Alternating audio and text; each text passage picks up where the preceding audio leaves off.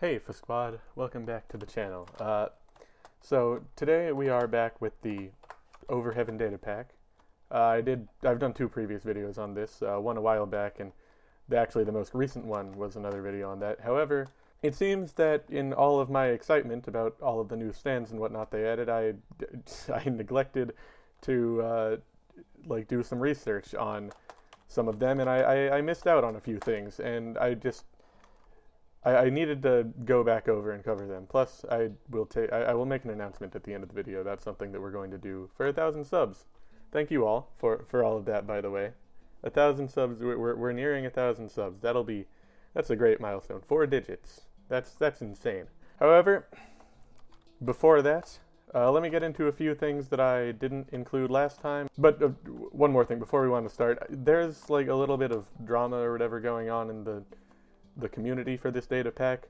I don't know what's going on, but it's slowing down some updates, really. So, you know, we'll see what happens there. Hopefully, please don't destroy the data pack because of whatever this drama is.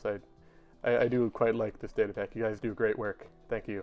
And now, let's get into the major thing I wanted to cover. Alright, so the first thing we need is actually soft and wet. So before I said, I was a bit disappointed with soft and wet because I thought it only had 3 moves. There was Bubble Bomb, which you shoot. Oh, that actually changed a little bit. That it goes a bit faster and has like a red particle effect since last time I used it. But then it had Bubble Bomb, Barrage, and Plunder Sight. I thought it only had those 3 moves, but boy was I mistaken. I'm a bit stupid for not really thinking that Go Beyond would be a thing, but you know, oh well. I mean, the stand was added, I think, either right as or I think it was added right as Part 8 ended. Maybe a little bit before. I'm not really sure. I can't remember. So let's get some, I don't test on cows. Hold on. Let's get some husks. Yeah. So, obviously Plunder Sight works as you would probably expect. I don't think it really works on mobs, so who cares? However, one thing I didn't notice is if you hold Shift and right-click, you can change. You can move to Plunder Sound here. I'm assuming that works. I'm not entirely sure how it works. That still made a sound. Is it gonna Nah, I'm not really sure. I can actually check once. Oh, okay. So it steals the target's sound, making them deaf. It deafens someone, basically. It doesn't actually take the sound out of blocks. I guess that's a bit more useful than taking the sound out of blocks. But then, okay, and then you shift right-click again, Plunder Friction. This probably works how you would expect. Oh shit, I think I have to hit a mob actually itself. Yeah, I don't think you just hit the ground and it works. I think you actually hit the mob. But yeah, so I mean, those work as you would probably assume they do. I mean, yeah, is there another one? Steal item. Hold on. Apparently you can steal people's items with this too. That's kind of cool. See, I really like these moves. These are good. I don't have a target to steal the item of, but I just wanted to clear that up for a bit because I was disappointed in the plunder ability of soft and wet before, but it's actually really, really good, really cool. A lot better than most, I would say, actually. Now, the big thing everyone was upset with, including myself, actually, is that I didn't show off the fucking greatest move in this game, or in this data pack, I guess, which this data pack uses Requiem arrows to basically cause any sort of upgrade to a stand. So if you use a Requiem arrow on soft and wet, should just do that, yep. What does it give you other than Go Beyond?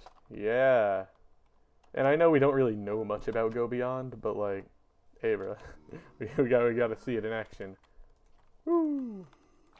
Oh, frick. Jesus! Oh, what? Hold on. I tested this out earlier. And by earlier I mean 2 weeks ago, and it did not do that. They must have changed it. That's really cool. I like the sound effects We got to see it again. Also, that came back instantly. Wow. Yeah, you like actually can't control it. And it's got like this glow around it. It's just kind of like wandering around. That's neat. That's really cool. I'm so happy that like the people pointed this out to me, because that's just such a cool little ability that they added. Let's try to hit that horse with it.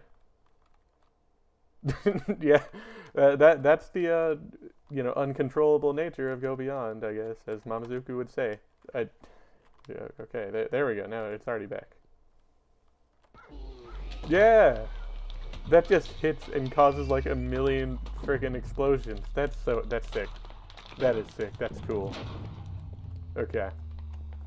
All right. So that's the first thing I needed to show. All right.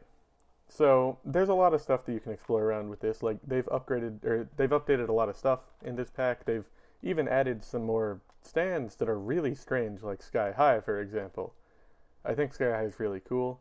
I haven't tested it out in this because it's pretty complicated, but you can test that out for yourself. I mostly don't want to test it out here because it's like pretty complicated, and I just tried it a little bit. It requires me to get rods around, and I couldn't find any, but whatever. More importantly, I want to test out another thing that apparently was a glitch before, which I made very clear that I was unhappy with.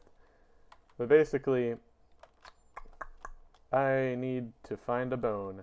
Yes, so basically, supposedly they've fixed the issue with Seamoon where it just doesn't do what Seamoon do. Yeah, there we go. There we are. That makes a lot more sense. I can invert the gravity, or I can send the gravity of people away from me while also being in control of my own gravity. That's nice. That's cool. I like that. Okay, let me, like, obviously it's not exactly how Seamoon works, because that would be impossible in basically any game. You would, like, it would take some real serious, coding skills to make it work. I'm not really sure how you could do that, but let's see, Y+. Yeah, you can launch everyone around you into the sky, and you just kind of stay on the ground. That's cool. I'm very pleased with this. This is nice. Okay. So now that we've shown off, Seamoon working correctly, I think there was actually some changes to Made in Heaven. I'm not gonna dwell too much on it. Yeah, no, I think it just changed one move that is light speed dash, if I'm correct. Or they changed light speed dash to make it do some damage. Which, if that's the case, hell yeah, I'm all for adding in moves that do damage to stands, or to like every stand. I think every stand should have a damage dealing move. Yeah, there we go. Of course, this is a bit busted because you can just woo woo woo. Oh, that's cool. I like that. No, it makes sense. You deserve it if you get Made in Heaven. You must have done a lot of exploring for the bone, and then, but whatever. It's a cool addition. I like it. I would actually like to see more of stands with a lot of abilities rather than just primitive, like, simple abilities. Like, Soft and Wet's a great example. It has a ton of abilities. It's got, like, 4, and, like, one of those abilities branches out into a bunch of them, meaning the Plunder one. So, I would be totally cool seeing a bunch of other stands, like, maybe even, like, Made in Heaven or something, getting more than just light speed dash, something like a chop to the throat or something. Now, that's not necessary or anything. I don't think we really need that yet. Like, they're clearly going for a lot of different stands first. I'm perfectly fine with that. It's just, I would like to see some of the imbalances changed up a bit. Like, for example, like, some stands clearly got a lot more love than others. I'm specifically looking at you, Star Platinum, and the world. Like, those are stands that you don't really have much potential with. I mean, they're like actually just punchy boys that can stop time, but like they added in moves from the characters themselves as well. It makes sense. So it would, I don't know, whatever.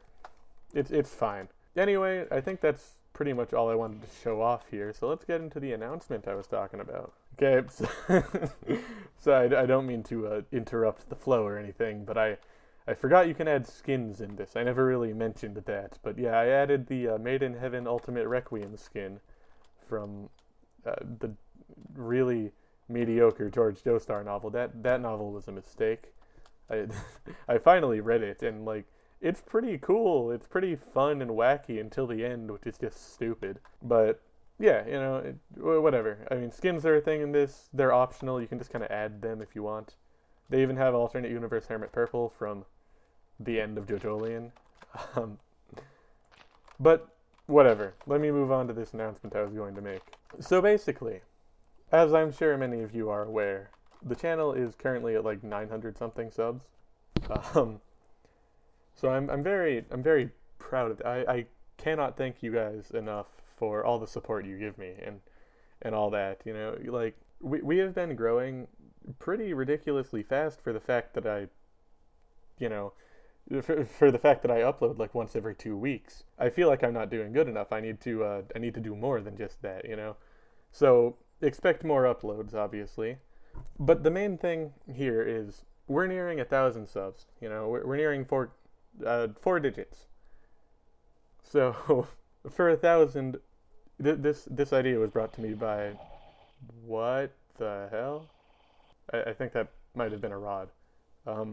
This idea was brought to me by someone from the Discord. Plebos. I don't know how to pronounce his name. Here it is on screen.